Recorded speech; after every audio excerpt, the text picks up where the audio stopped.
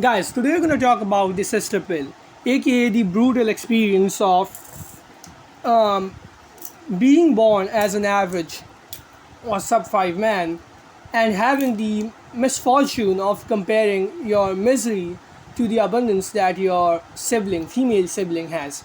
Now, I run across a lot of guys who are like, "Oh, bro, you don't have a sister. Don't you have a sister, bro? Yeah, how can you speak about this? How can you speak about women like this?" And of course, in Hindi, the version of that you get, "Oh, बहन नहीं है घर पे बहन नहीं है माँ बहन incels तुम लोग." Um, well, I was fortunate enough to not be born with a female sibling, a sister, because I didn't get all of the attention hogged away by them. You know the kind of two-digit IQ oofy doofies I'm talking about. They would be like, "Oh, but your sister has a greater chance of being R-worded or essayed." Like, dude, those are 1 in 1,000 cases. The probability that you might turn out a criminal if you are born in a lower class and if you are a guy is much higher. Those are much more realistic probabilities than your sister being essayed. Those are much more realistic outcomes in life. The probability of you being undergraded in school if you are born a man are much greater.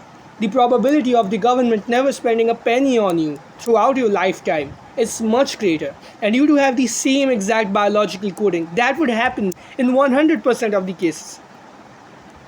The chances of you never being truly desired would be 90% because 90% of men are not truly desired.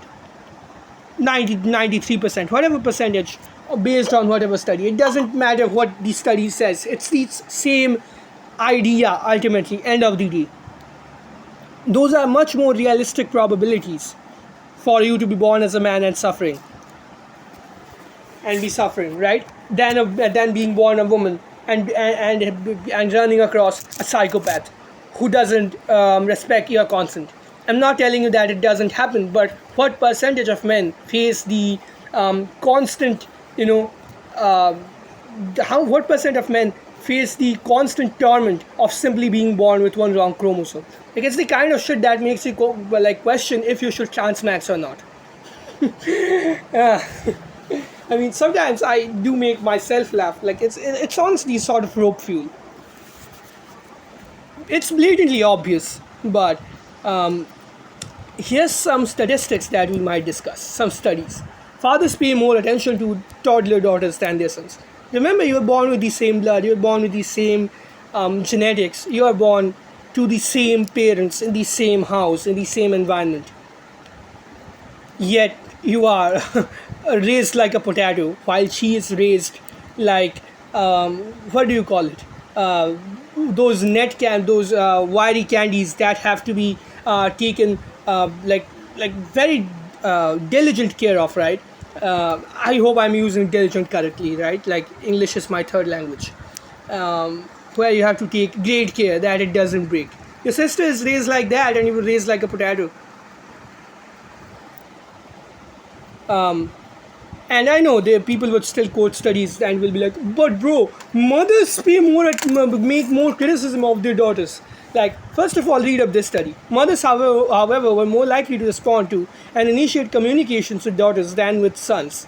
Researchers speculate that this may be because baby girls tend to engage.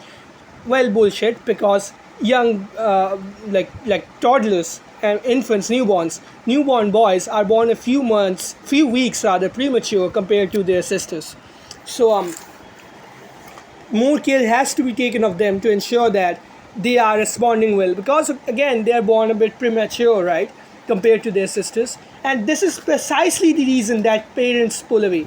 They see adversity and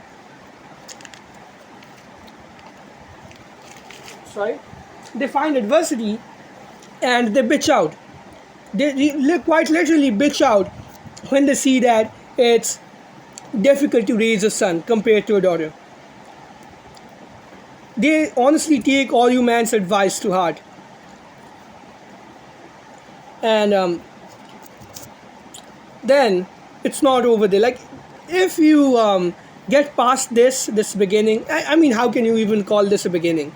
It never really began if you are born with that wrong chromosome. that Y chromosome, right? Um, Now, it's not just over. It's over when you're born, but you were born and it's over. But it's even more over. It's beyond brutal, brutal, and uh, beyond brutal. Fucking hell, this shit won't load. Why wouldn't this picture load? Yeah, this one. Any disadvantage growing up in poverty in a bad neighborhood or without a father takes more of a toll on boys than their sisters. So when your father's around, he's taking more care of your sister. When your father's gone, it's even more over for you. Like, it's brutal. Like, especially if he's gone before puberty, right? I mean, at least I was lucky in this regard that my father stuck around till I was 15, 16 years of age. So I did not have to go through puberty without a father. So that in that regard, I was lucky. I was also lucky in the regard that I was a single child, so there was no daughter to take away my attention that I required. So yeah, in that regard, I am a good lifer.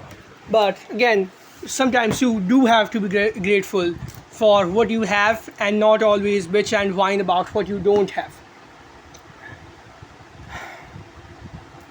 And also, when my dad was gone, my older maternal uncle did take care of me, and so I was again lucky in that regard.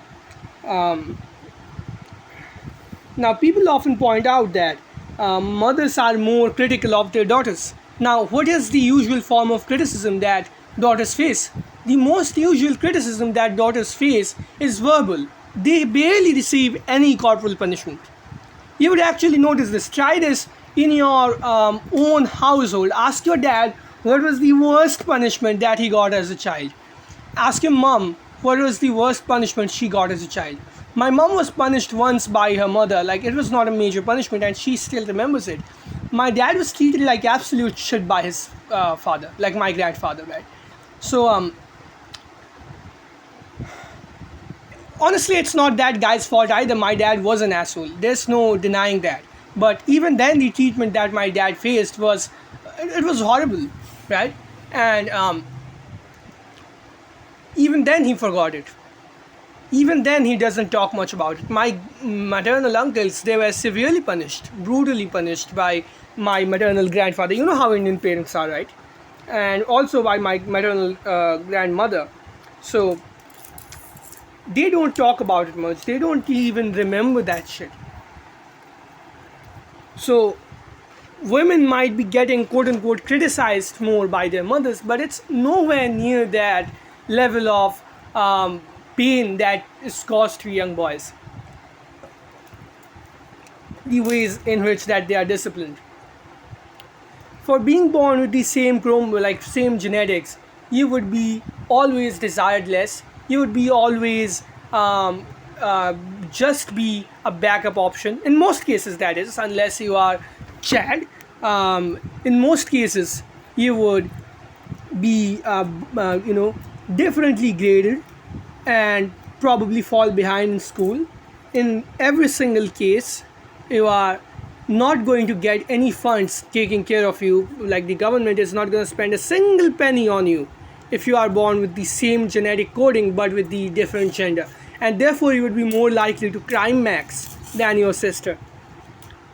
So this is the true extent of the sister pill, and it is probably one of the most brutal experiences that a man can have. Same genetics, same father, same mother, same environment, but one different chromosome, and one lives in abundance, another lives in utter misery.